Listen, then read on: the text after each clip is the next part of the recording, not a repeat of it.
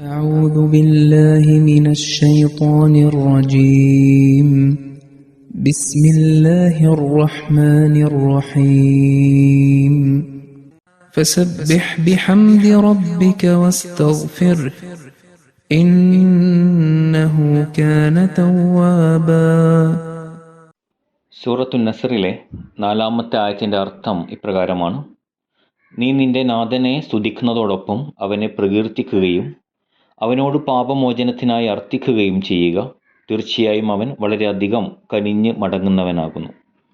ഹുദൂർ തിരുമനസ് ഈ ആയത്തിൻ്റെ തഫ്സീറിൽ പറയുന്നു, ഫസബ്ബിഹ് ബിഹംദി റബ്ബിക.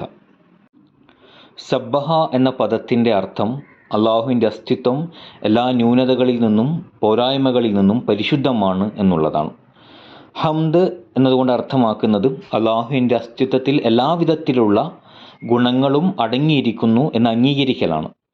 ഈ ആയത്തിൽ അടങ്ങിയിരിക്കുന്ന വിഷയം, നബി സല്ലല്ലാഹു അലൈഹി വസല്ലം തിരുമേനിക്ക് ശേഷം ദൈവിക സഹായവും വിജയങ്ങളും ഇല്ലാതായി തീരുകയാണെങ്കിൽ മുസ്ലിങ്ങൾക്ക് പറയുവാൻ സാധിക്കുമായിരുന്നു, അള്ളാഹുവിൻ്റെ അനുഗ്രഹങ്ങൾ ഞങ്ങൾക്കൊപ്പമുണ്ടായില്ല എന്ന്. അപ്രകാരം തന്നെ അവിശ്വാസികളും ആരോപണം ഉന്നയിക്കുമായിരുന്നു, പ്രവാചകൻ്റെ കാലഘട്ടത്തിലുണ്ടായ വിജയം അത് പ്രവാചകൻ്റെ വ്യക്തി സ്വാധീനം കൊണ്ട് മാത്രമായിരുന്നു, ആ വിജയങ്ങൾ ദൈവിക അനുഗ്രഹങ്ങളായിരുന്നില്ല എന്ന്. ഈ വിജയങ്ങൾ നിന്നുപോയിരുന്നുവെങ്കിൽ ഇസ്ലാം മതം സത്യമല്ല എന്ന ആരോപണവും ഉണ്ടാകുമായിരുന്നു. അവിടെയാണ് അള്ളാഹു വിജയങ്ങളുടെയും സഹായങ്ങളുടെയും പരമ്പര തുടർന്നുകൊണ്ട് അള്ളാഹുവിൻ്റെ വാഗ്ദാനം പൂർത്തിയാക്കിയിട്ടുള്ളത്, ശത്രുക്കളുടെ ആരോപണങ്ങൾക്കുള്ള മറുപടി നൽകിയിരിക്കുന്നത്. ഈ വിധത്തിൽ സൂറ നസ്ർ അവതരിപ്പിച്ചുകൊണ്ട് ഉന്നതമായ ഒരു അനുഗ്രഹമാണ് അള്ളാഹു നിങ്ങളിൽ ചുരിഞ്ഞിരിക്കുന്നത്. അതുകൊണ്ട് തന്നെ നിങ്ങളുടെ ഉത്തരവാദിത്വമാണ് അള്ളാഹുവിൻ്റെ അസ്തിത്വം എല്ലാ ന്യൂനതകളിൽ നിന്നും പരിശുദ്ധമാണ് എന്ന് പ്രഖ്യാപിക്കേണ്ടതും അവനൊരിക്കലും വാഗ്ദാനം ലംഘിക്കുന്നവനല്ല, എല്ലാ പ്രതികൂല സാഹചര്യങ്ങളിലും നിങ്ങൾക്ക് വിജയം നൽകി അവനെ സ്തുതിക്കേണ്ടതും നിങ്ങളുടെ ഉത്തരവാദിത്തമാണ്. പിന്നീട് ഈ ആയത്തിൽ റബ്ബ് എന്നുള്ള പദമാണ് ഉപയോഗിച്ചിരിക്കുന്നത്. റബ്ബിനെ നിങ്ങൾ സ്തുതിക്കുക എന്നാണ് പറയുന്നത്, അള്ളാഹുവിനെ സ്തുതിക്കുക എന്ന് പറയുന്നില്ല. അതിനുള്ള കാരണം റബ്ബിൻ്റെ അർത്ഥം ഏറ്റവും താഴ്ന്ന അവസ്ഥയിൽ നിന്നും പരിപാലിച്ചുകൊണ്ട് ഏറ്റവും ഉന്നതമായ അവസ്ഥയിൽ എത്തിക്കുക എന്നുള്ളതാണ്. ഇവിടെ അള്ളാഹു റബ്ബ് എന്നുള്ള പദം ഉപയോഗിച്ചത് മുസ്ലിങ്ങളെ ഏറ്റവും ബലഹീനരായിരുന്ന അവസ്ഥയിൽ നിന്നും അള്ളാഹു പരിപാലിച്ച് ലോകത്തിൻ്റെ യജമാനരാക്കി മാറ്റി, നിങ്ങളിൽ അനുഗ്രഹം ചൊരിഞ്ഞു.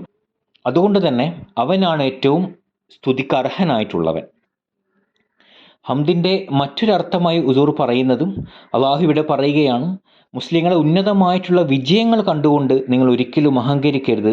അത് നിങ്ങളുടെ വ്യക്തിപരമായിട്ടുള്ള ഏതെങ്കിലും ഗുണം കൊണ്ടുണ്ടായ വിജയങ്ങളല്ല, മറിച്ച് അതെല്ലാം അള്ളാഹുവിൻ്റെ അനുഗ്രഹങ്ങളാണ്. ആ അനുഗ്രഹങ്ങൾക്ക് നിങ്ങൾ നന്ദി പറയുക, അള്ളാഹുവിനെ സ്തുതിക്കുക. ഫസബ്ബിഹ് ബിഹംദി റബ്ബിക എന്ന് അതുകൊണ്ടാണ് അള്ളാഹു ഇവിടെ പറഞ്ഞിരിക്കുന്നത്. തുടർന്ന് പറയുന്നു, ഫസ്തഗ്ഫിർഹു, ഇസ്തിഗ്ഫാർ ചെയ്യുക. ഇസ്തിഗ്ഫാർ എന്നുള്ള പദം ഗഫറ എന്ന വാക്കിൽ നിന്നാണ് നിഷ്പന്നമായിട്ടുള്ളത്.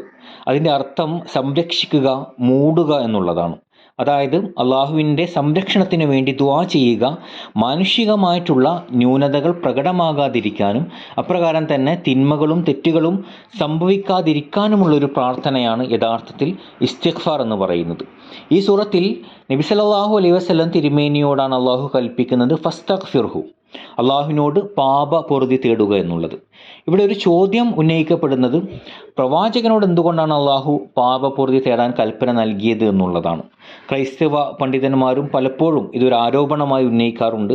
നഊദു ബില്ലാഹ്, നബി സല്ലല്ലാഹു അലൈഹി വസല്ലം തിരുമേനി പാപം ചെയ്തിരുന്നു, അതുകൊണ്ടാണ് പാപ പൊറുതി തേടാനുള്ള കൽപ്പന നൽകിയത് എന്ന്. അതുപോലെ തന്നെ ഈസാ നബി അലൈഹി സ്വലാത്തു വസ്സലാമിനെ കുറിച്ച് അദ്ദേഹം പാപരഹിതനാണ്, പരിശുദ്ധനാണ് എന്ന് പറഞ്ഞുകൊണ്ട് ഇത്തരത്തിലുള്ള ആരോപണങ്ങൾ ഉന്നയിക്കപ്പെടുമ്പോൾ പലപ്പോഴും മുസ്ലിം പണ്ഡിതന്മാർക്ക് അതിനുള്ള മറുപടി നൽകാൻ സാധിക്കാറില്ല. തുടർന്ന് യഥാർത്ഥത്തിൽ ഇസ്തിഗ്ഫാറിൻ്റെ അർത്ഥം എന്താണെന്ന് വിശദീകരിച്ചുകൊണ്ട് ഹുദൂർ പറയുകയാണ്, ഈ വാക്ക് വിശദീകരിക്കുന്നതിന് മുൻപായി പ്രവാചകൻ്റെ ആഗമന ലക്ഷ്യത്തെക്കുറിച്ച് മനസ്സിലാക്കേണ്ടതുണ്ട്. അവിടെ നിന്ന് ആഗതനായത് മുഴു ലോകത്തെയും സൽപന്താവിലേക്ക് നയിക്കാനും തിന്മകളിൽ നിന്നും മനുഷ്യരെ മോചിപ്പിക്കാനുമാണ്.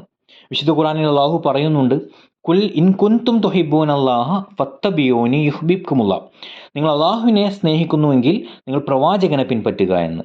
മറ്റൊരു സ്ഥലത്ത് പറയുന്നു, ലഖദ് കാന ലക്കും ഫി റസൂലില്ലാഹി ഉസ്വത്തുൻ ഹസന, തീർച്ചയായും ആ പ്രവാചകനിൽ നിങ്ങൾക്ക് ഉത്തമമായ മാതൃകയുണ്ട്. മുഴു ലോകത്തിനും മാതൃകയായി അയക്കപ്പെട്ട പ്രവാചകൻ പാപം ചെയ്തു, പിന്നീട് പാപപൂർത്തി തേടാൻ അള്ളാഹു കൽപ്പിച്ചു എന്ന അർത്ഥം നൽകുന്നത് ശരിയായ കാര്യമല്ല. ആ പ്രവാചകനും തിന്മ ചെയ്യുമായിരുന്നുവെങ്കിൽ പിന്നീട് അള്ളാഹു എങ്ങനെയാണ് ആ പ്രവാചകനെ പിൻപറ്റാനും മാതൃകയാക്കാനും കൽപ്പന നൽകിയിട്ടുള്ളത്? ഇവിടെ മനസ്സിലാക്കേണ്ടത്, ഈ സൂറത്തിലെ ആദ്യത്തെ 2 ആയത്തുകളിൽ പ്രതിപാദിക്കുന്നത് പ്രവാചകൻ സല്ലല്ലാഹു അലൈഹി വസല്ലമയ്ക്ക് ശേഷം മുസ്ലിങ്ങൾക്ക് വിജയത്തിൻ്റെയും സഹായത്തിൻ്റെയും കാലഘട്ടം വരുമെന്നാണ്. അതായത് ആയിരക്കണക്കിന് ആളുകൾ ഇസ്ലാം മതത്തിലേക്ക് പ്രവേശിക്കുന്നതാണ്. ഒരു സമൂഹത്തെ വിജയിച്ചടക്കുമ്പോൾ ആ സമൂഹത്തിൻ്റെ തിന്മകളും തെറ്റുകളും വിജയികളായ സമൂഹത്തിലേക്കും കടക്കാൻ തുടങ്ങുന്നു. പരാജിതരായ ആ സമൂഹത്തിൻ്റെ തിന്മകളുടെ സ്വാധീനം വിജയികളായ സമൂഹങ്ങളിലും ഉണ്ടാകുന്നു. അങ്ങനെ വിജയിക്കുന്നതോടൊപ്പം തന്നെ ആ സമൂഹത്തിൽ തിന്മകളും പാപങ്ങളും വ്യാപിക്കാൻ തുടങ്ങുന്നു. ഈ വിജയത്തെക്കുറിച്ചുള്ള അറിവ് നബി സല്ലല്ലാഹു അലൈഹി വസല്ലം തിരുമേനിക്ക് ലഭിച്ചപ്പോൾ ഈ സമൂഹത്തിൻ്റെ ഭാവിയിലുള്ള തർബിയത്തിനെക്കുറിച്ചും ശിക്ഷണത്തെക്കുറിച്ചും പ്രവാചകന് ചിന്തയുണ്ടായി. അതിന് മറുപടിയായിക്കൊണ്ടാണ് അള്ളാഹു ഫസ്തഗ്ഫിർഹു എന്ന കൽപ്പന നൽകിയിരിക്കുന്നത്. അള്ളാഹു മുസ്ലിങ്ങളെ സംരക്ഷിക്കുന്നതിനും അവരുടെ സഹായിയാകുന്നതിനും പുതിയ ആളുകൾ ഇസ്ലാമിലേക്ക് പ്രവേശിക്കുമ്പോൾ അവരുടെ ശിക്ഷണത്തിനുള്ള സംവിധാനം ഒരുക്കുന്നതിനും എല്ലാവിധത്തിലുള്ള തിന്മകളിൽ നിന്നും അവരെ സംരക്ഷിക്കുന്നതിന് വേണ്ടി ദുആ ചെയ്യാനാണ് അള്ളാഹു ഇവിടെ പ്രവാചകനോട് പറയുന്നത്. അതായത് തൻ്റെ ഉമ്മത്തിന് വേണ്ടി ഇസ്തിഗ്ഫാർ ചെയ്യാനുള്ള കൽപ്പനയാണ് അള്ളാഹു നൽകിയത്, ഉമ്മത്തിൻ്റെ സംരക്ഷണത്തിനും അവരുടെ സഹായത്തിനും വേണ്ടി. ചില നിവേദനങ്ങളിൽ നിന്നും മനസ്സിലാക്കാൻ സാധിക്കുന്നത് നബി സല്ലല്ലാഹു അലൈഹി വസല്ലം ഈ കൽപ്പന അനുസരിച്ചുകൊണ്ട് ദുആ ചെയ്യാൻ ആരംഭിച്ചിരുന്നു എന്നുള്ളതാണ്.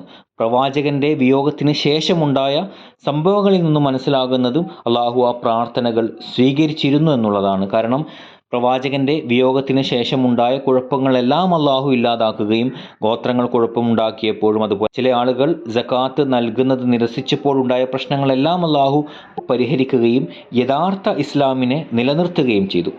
അപ്രകാരം തന്നെ ഇസ്ലാമിൻ്റെ വിജയത്തിൻ്റെ കാലഘട്ടത്തിൽ നിരവധി ക്രൈസ്തവരും ഇസ്ലാമിലേക്ക് പ്രവേശിച്ചു. അതോടൊപ്പം തന്നെ ഇസ്ലാമിലേക്ക് ചില ക്രൈസ്തവ വിശ്വാസങ്ങളും വരികയുണ്ടായി.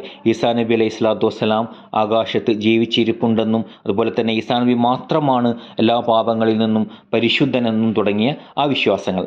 അത്തരം വിശ്വാസങ്ങൾ മുസ്ലിങ്ങൾക്കിടയിൽ എത്രമാത്രം വ്യാപകമായി എന്നാൽ പിന്നീട് പല മുസ്ലിങ്ങളും ക്രൈസ്തവ വിശ്വാസത്തിലേക്ക് പോലും മാറുകയുണ്ടായി. പിന്നീടാണ് നബി സല്ലല്ലാഹു അലൈഹി വസല്ലം തിരുമേനിയുടെ പ്രവചനം അനുസരിച്ചുകൊണ്ട് 1400 വർഷങ്ങൾക്ക് ശേഷം ഹദരത്ത് മസീഹ് മൗഊദ് അലൈഹി സ്വലാത്തു വസ്സലാം ആഗതനാവുകയും ഇസ്ലാമിൻ്റെ യഥാർത്ഥ അധ്യാപന ലോകത്ത് സ്ഥാപിക്കുകയും ഇത്തരത്തിലുള്ള ആരോപണങ്ങൾക്ക് ശക്തമായ രീതിയിൽ മറുപടി പറയുകയും ഇസ്ലാമിനെ പ്രതിരോധിക്കുകയും ചെയ്യുന്നത്. വാഖിറു ദഅ്വാനാ അൽഹംദുലില്ലാഹി റബ്ബിൽ ആലമീൻ.